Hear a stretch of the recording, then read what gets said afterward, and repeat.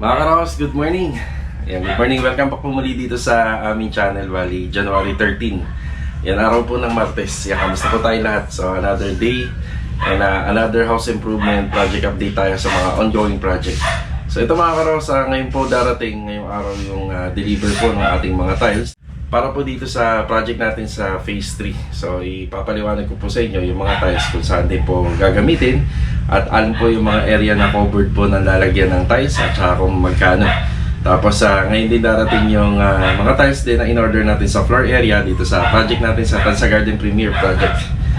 Ay mga Karaos, samahan niyo po muli kami. Ngayon ang content natin, bibigay ko yung presyo, nasabi ko na ito kahapon, pero ibibigay ko po yung presyo at kung ano-ano po yung sakop ng tiles, kung worth it ba yung 76,000 pesos para sa pag-install po ng tiles. Sa mga nagpapagawa po ng ganitong klaseng unit, magkaroon po kayo ng idea. Enjoy watching po, let's go! Tara! Bali ito mga Karaos, nandito tayo sa project natin sa phase 3. Ayan, magandang araw nga pala sa lahat ng client owner namin. So shoutout nga pala kay sir na bumati sa akin dun sa palengke. Nagda-drive po tayo ng electric bike. Hindi na po natin siya masyadong napansin. Shoutout sa inyo sir, siguro nanonood yun araw-araw yan. Baka mapanood niya. Okay, bali update. Itong unit yung tinutukoy ko kung meron kayong ganito kalaking unit. So ang lot area nito is 54 square meter. Then 36 square meter po ang floor area nito. So up and down na po yun. Ngayon, bumili ako ng tiles dito na worth of 76,000.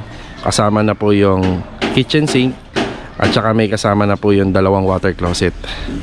So ipapaliwanag ko po mamaya sa last part ng video natin kung ano-ano yung covered nun at kung worth it ba yung meron kang ganito kalaking bahay tapos 76,000 lahat ng materyales. Syempre hindi pa kasama dun mga Karaos yung tile ground, adhesive cement, semento at saka buhangin. So yung fixtures, materials lang at saka yung mga finishing installation lang yung tinutukoy ko. Okay, bali meron tayong delivery dito. Buhangin, bali bistay na buhangin at saka yung semento at saka yung mga in-order natin sa City Mini Home Depot, yung mga tiles. Ayan, bali assignment namin ngayon is plastering. Syempre yung pag-organize na rin. So makikita nyo rito itong nakikita natin mga nakasako rito, puro buhangin po yan pero bistay na. Tapos yung iba mga sako. So simula nag-umpisa, ayan, pinapanatili natin medyo maluwag tong area para kahit naman papaano hindi tayo mahirapan magtrabaho. Ayan, bali bati muna. Ricky, good morning. Good morning, boss. Ayan, plastering. Epay, good morning, Pai. Good morning. Ayan, good morning. Okay, may mga pagbabago dito. So dito na lang po muna tayo sa may pader. Saka na natin i-discuss yung iba. So dito magkakaroon pa ng isang outlet. So nung gumagawa po kasi kami, kung ano yung unang napag-usapan, yun lang po muna yung ginawa natin, nilagyan natin para dire-diretso yung trabaho. So dito pwede naman na po na lang tayong humabol ng wire. So dito maglalagay tayo ng saksakan dito para po dun sa water pump. So kailangan po kasi yun. At saka dito, ito may nakaano na talaga, meron na po talagang tantos tayo rito. At saka dun, yun, sa CCTV. At saka dito naman sa washing machine niya maglalagay tayo. Yung pagapang na lang po yan. Hindi ho kasi natin na exact na alam kung saan po talaga yung magiging location sana ng yung location po ng water storage and filtration. So una kasi sinabi po dun sa taas, pero na-set up na po namin dito. Yan, na-set up na namin siya dito. Pero yun nalaman namin na mas gusto nila rito. So flexible naman po tayo pagdating po sa mga revision. Yun lang naman, malit na bagay lang naman po yan. Pero may mga konting changes at napag-usapan na po namin ni client yun. So dito, isa dyan at saka yun dun sa second floor. So may TNB po ron. Ngayon yung abang na linya, so magkakaroon po ng abang ng linya rin dito ng source ng tubig. So yun din po yung kaiba. Is Master Dindo, morning. Good morning. Good morning. Okay, bali ito lang po muna yung update. Sila na po bahala dun sa pagre-receive mamaya. So binigyan ko na po sila ng idea kung ilan yung materyales na mga darating. Okay, tara.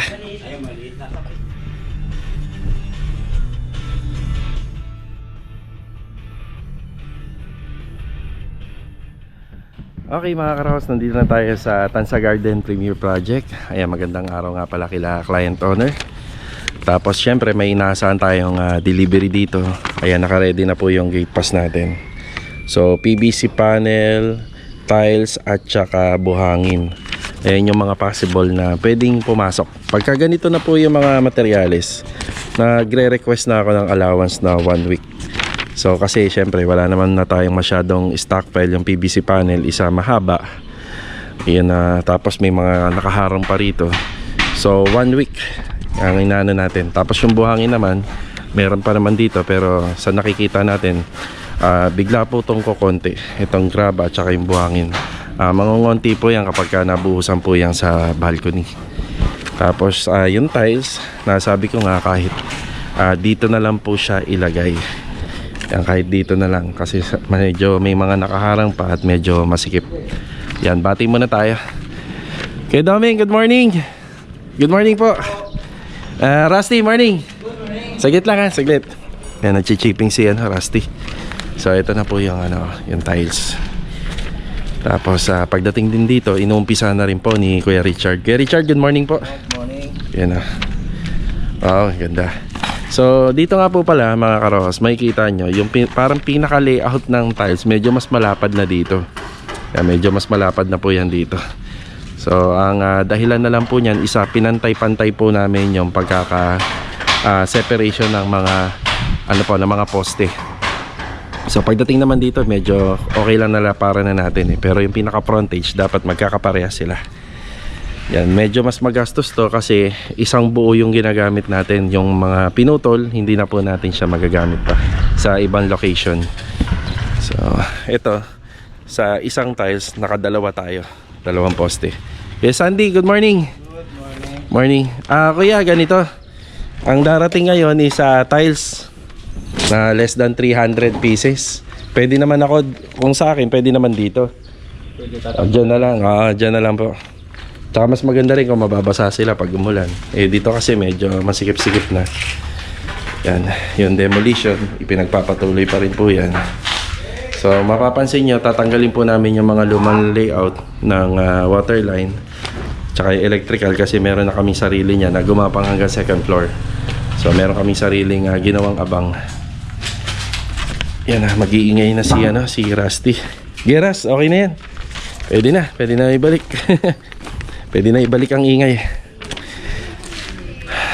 Okay, ito lang po muna dahil na may deliver. So kinausap ko naman na sila kanina bago ako dumating sa mga assignment at saka yung mga gagawin dito. Si Kuya Richard, ang gagawin niya hanggang sa matapos po yung installation ng mga tiles dito sa harap.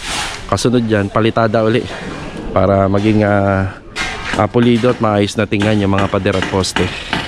Kuya Domeng, Kuya Sandy, ito ang gagawin nila. Kompleto tayo sa materials dito, bakal, graba, buhangin, semento, marami tayo. Okay? Boral yung kinukuha mo kanina. Tiga, patching compound ta. Sige. Okay. Bali, break time tayo. Bumili ako 5 kilong patching compound.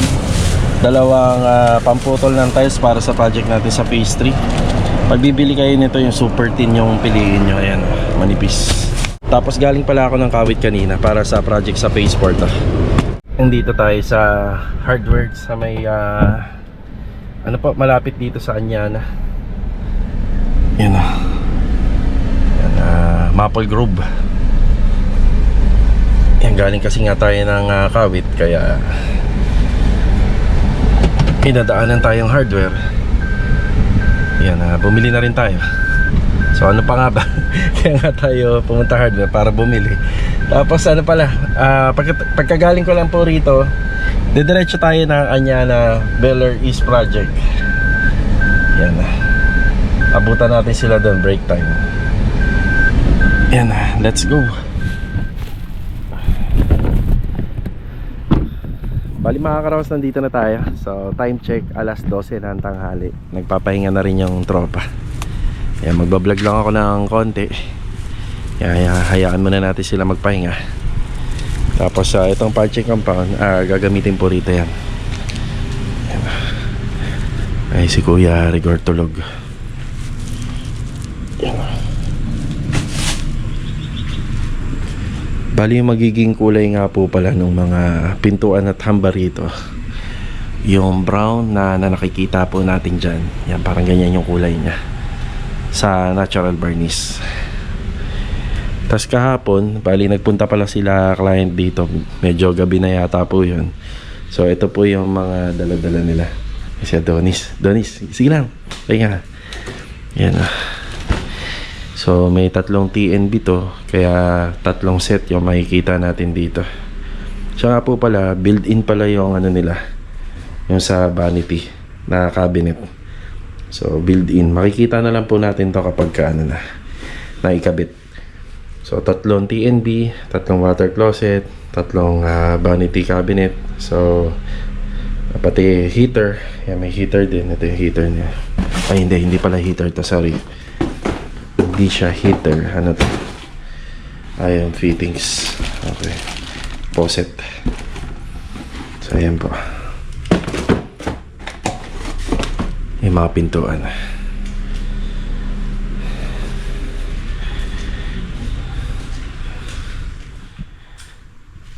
Yan, para dire-diretso yung trabaho pagkatapos yung isang toilet and bathroom. Dire-diretso po yun, pati accessories. Yan. Yan na, tutulog po sila. Sila ay nagpapahinga. Yan. Yan dito, sa taas.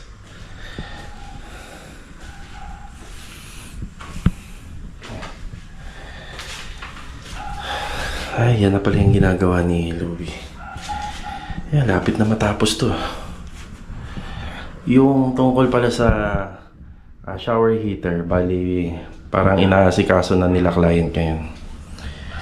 Tapos yung window, yung ginawa po namin dati sa sa Anyana Bel Air Central hanggang kalahati, nilagyan namin ng tiles to.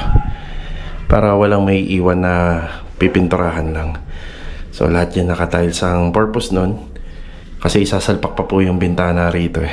Yan, para pagka sinalpak yung bintana, naka-tiles pa tong paligid na to. Diba? Punas-punas lang. Pagka may pintura kasi, maintenance pa. Yung cabinet. Closet. Halos tapos na tayo sa rito eh. Sa carpentry. Bali, yung sa baba na lang. Yung staircase.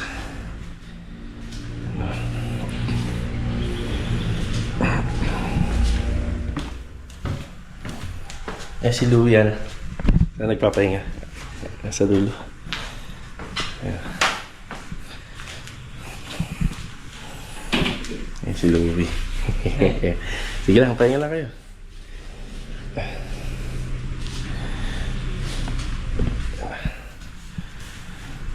So maraming gagawin na trabaho rito. Yan si Kuya Rigor. Yan, tapos ito nga po pala update yung dito sa pinaka balcony. Ayan, nakaano na po tayo dyan.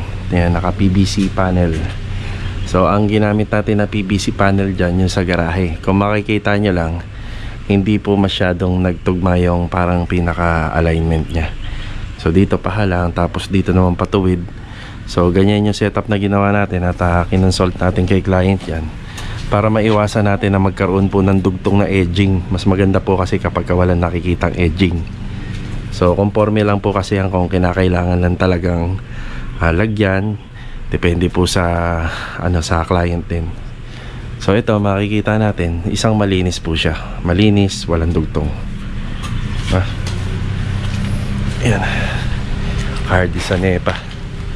So halos tapos na yung setup dito. Aayusin na lang po yung mga bungi ng concrete cement para maipantay po natin do sa original na balcony na inabutan natin. Ayan. Tapos si Kuya Philip pala half day no? Half day pero papasok daw ng hapon. Pakiingatan na lang doon mga gamit ni client dyan. Ayan, nagtagal pa ako ng konti. Nag-meeting muna kami ni Adonis. Yan, papansin nyo, si Adonis po ang ang pinaka foreman natin dito sa Yan. Pero ang umiikot si Master Jojo. Pero yun, nandito siya sa Anyana. Yan. Tapos yung project naman natin sa Lumina, si Bilog naman. Kaya kung matatanong nyo dun sa vlog kung saan nyo nakikita si Bilog. Yan si Adonis dito. So solo ano niya to, solong tutok. Ang tinututukan niya po ng husto yan. Tapos kami naman ni Master Jojo ang umiikot. Yan. Okay na tayo rito. Yan, babalik muna ako sa sa Tansa Garden kasi titingnan ko yung tiles na dumating doon. Tsaka susukatan ko na yung para sa PVC panel. Tara. Nakabalik na ulit tayo rito. Ayan o. Kakabangon lang po nila galing sa break time. So kulang-kulang 300 pieces to or saktong 280 pieces muna na 60 by 60. So magkaiba po yan. Yan o. Yung glossy dito po gagamitin sa sa first floor area. Kasama na yung sa kitchen, yung pinaka floor ng kitchen at saka yung pinaka floor ng dining. Tsaka yung sa living area. Tapos ito naman is mat. Yan, mat to. Bali, gagamitin naman po to dun sa second floor. So, dito na po muna talaga namin nilagay. Okay lang naman po na mabasa yan. Wala namang kaso. Kung sakaling mauulanan. Pero may trapal kami dyan. Kokoberan po namin ng trapal tuwing uwian. Tapos ito na yung mga measurement or dimension po ng ating ceiling. So dito sa TNB gagamit po kami ng PVC, pero dito sa living space sa pinaka first floor bali gagamit po kami ng mga dyan, Pisum board. Pisum board po yung gagamitin natin lahat kasi medyo mababa na. Pero dito sa balcony at saka dito po sa may carport, yan PVC panel, yan ang gagamitin natin. Tapos sa taas, sa third floor, tsaka rito sa second floor, PVC panel. Yan, nakuha na natin yung sukat. Tara. Ayan, bumili muna tayo ng flexible hose para dun sa bagong project natin sa phase 3. Yan o. Yan, makakaragdagan pang linya ng wiring. Okay mga karos, nandito na tayo sa phase 3 uli. So bali yung tinutukoy po natin dito sa vlog, ito pong bahay na to. Yan, bali dumating na nga po pala yung ilan sa mga pangunahin na materyales para sa mga finishing. So ito, pakita muna natin. Ayan, bistay na buhangin. Yan, may bistay tayo na buhangin dito. So ito po ay gagamitin sa pag-install ng tiles. Tapos ito na po yung mga tiles na dumating kanina. Ayan, naka-cover na po siya kagad. Kinobera na ng tropa. Ayan. Yan yung mga napili po nila para dito sa loob ng bahay. Ngayon i-discuss natin kung ano-ano sa mga part ng area, sa pader, sa floors, ang lahat ng lalagyan. Tapos ito yung malaki, isa 60 by 120. Yan po yung gagamitin naman po dito sa may kitchen area. Tapos ito, meron tayong dalawang set ng water closet. Water closet po yan, pati water closet. Tapos may mga deco stone tayo. Ayan, deco stone. Tapos meron din tayong kitchen sink. Yan, lababo. So ito, kailangan lagi na kagad nandito sa site. Ito naman kahit mahuli po sana tong mga to. Pero since maluwag naman po tayo rito at lagi na-organize yung mga gamit, yan, pina-deliver na rin natin, pinasabay na natin para isang deliver lang. Yun ang maganda. Okay, meron tayo karagdagan din mga semento. Siyempre, mag-install tayo ng tiles. Kailangan po natin yan. Tsaka isa sa mga structural na lang ang hindi natatapos dito, yung sa kitchen counter slab, yun na lang naman po yung gagawin dyan. Okay, bali bago natin po paliwanag yung mga paggagamitan. So ito na yung mga nagawa. Ayan na. Yan, palitada. So ano na lang po tayo rito, nag-offset na lang tayo para po dun sa electrical wiring. Kasi nga nahuli yung pinaka-layout ng magiging storage ng tubig. Okay, bali ulitin ko, isa 54 square meter yung lot area, tapos 36 square meter naman yung floor area, yung up and down. So bali 76,000 po ang materials natin sa tiles at saka dun sa mga fixtures. So hindi kasama dun yung mga accessories. Okay, paliwanag muna natin. Bali itong poste na to gagamitan natin ng deco stone, yan yung harapan. Bali may tatlo tayong poste rin makikita rito. Yung pinaka-cladding ito, at saka dito banda. Yan, naka-deco stone po siya. Yan yung gagamitin po natin dyan. Tapos 30 by 30 tiles naman yung gagamitin po natin dito. Yung syempre, yung sa lupa, hindi po siya malalagyan. Wala po siya. Bali, magpapa Bermuda grass po yata sila rito. Tapos dito sa may wall cladding na kung saan nandun po yung sukat ng lupa. Yan, bali, deco stone din po yung gagamitin dyan. Yan, deco stone. Tapos dito naman, meron po tayong lavatory rito. Yung pinaka backsplash niya, gagamitan din po natin ng tiles. Yan, buo na po yan. So, lagpas na po siya sa 60 cm. So, bubuuin na po natin yan. According nga dun sa plano, hanggang taas po sana itong pader na to. Kaso nga lang, baka mabigyan na po tayo dito ng violation talaga. Kaya standard na lang po, sinunod natin hanggang dyan. So, ang purpose lang naman po nito, maiwasan po natin yung leak problem dun sa slab ng kapitbahay sa tuwing umuulan. Dito kasi ang punta nun, at least may blocking na. Ayan, ayan, tubig. Ayan, tapos pagpasok natin dito, ito yung pinaka floor area rito sa ground. Yan, lahat yan, may tiles. Lalagyan po lahat yan. Tapos yung sa kitchen counter, lahat din, kasama na po yung pinaka backsplash wall, meron din. TNB, floor to ceiling yon, plus yung pinaka flooring. Yan, lahat yun meron, floor to ceiling. So pag sinabing floor to ceiling, yung tiles abot hanggang pinaka dulo ng kisame. Tapos yung gagamitin naman na kisame sa PVC. Tapos yung sa mga tiles, dito meron din. Yung kasama to, itong landing area na to. Pagdating din dito, tiles din yung gagamitin natin. Yung sa footstep at saka yung sa riser. Yan, pagdating dito sa second floor, ayan, lahat po to, lalagyan din po natin ng tiles. Ito lahat. Tapos pagdating din po rito, meron pa isang toilet and bathroom. Kung nakikita ko, kung walang toilet and bathroom, siguro mga nasa 60,000 lang yung pahigit yung kanya materyales sa tiles and fixtures sa materials. May toilet and bathroom pa kasi dito. Siyempre may isa pang water closet yan, at saka magiging floor to ceiling din po yung installation ng tiles dito. So ito, may pagbabago kasi nung pagpunta namin, yung lavatory, meron sanang lavatory and cabinet dito, kaya nag-abang na kami ng sa drain. Ayun, nabutasan na namin. Ang mangyayari na lang po is sa shower area na lang. Tapos dito naman, may konting pagbabago din dito kasi wala pong drain para po sa lavatory. So gagawa pa kami ng linya kasi yung linya na to isa para sa pinaka floor drain. Tapos baka mabago din yung location ng water line. Yan yung mga changes dito. Ayan, bali ang tanong sa 6,000 na worth of materials sa tiles at saka sa picture sa materials, sulit ba? Ayun, no? Sulit ba? Halos buong bahay nalagyan eh, no? Halos buong bahay, halos lahat meron. So ito mga nakikita natin materials na yan para sa buong bahay na po yan. Ayan, no? Dami to. Hoy, pwede ko bang tanggalin ta? Pakibalik na lang ha. Papakita ko lang sa ano. Pakita ko lang po sa video. Iyan o. Yan, kadami. So itong tiles po na to, ito yung gagamitin sa fence. Yan, 30 by 30. Tapos ito naman pong 30 by 60. Yan naman po yung gagamitin sa wall accent. Tapos ito naman po, marami na tiles na to na nakikita natin. Yan naman po ang gagamitin sa buong floor area, first and second floor.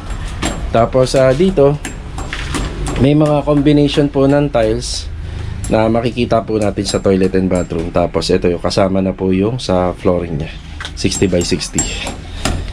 Ayan, dami.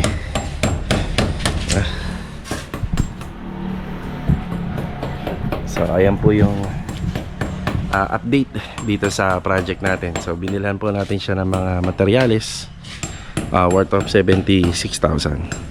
So malaking tulong din po itong vlog na to sa mga nagpapagawa. Biruin nyo, yung ganyang, kung may ganyan po kayong kinuha, so covered na po lahat ng binanggit ko, yung mga pinakita ko. So bonus pa nga kasi bihira pong lagyan ng tiles to, bihirang lagyan ng deco stone yan. Yan, no?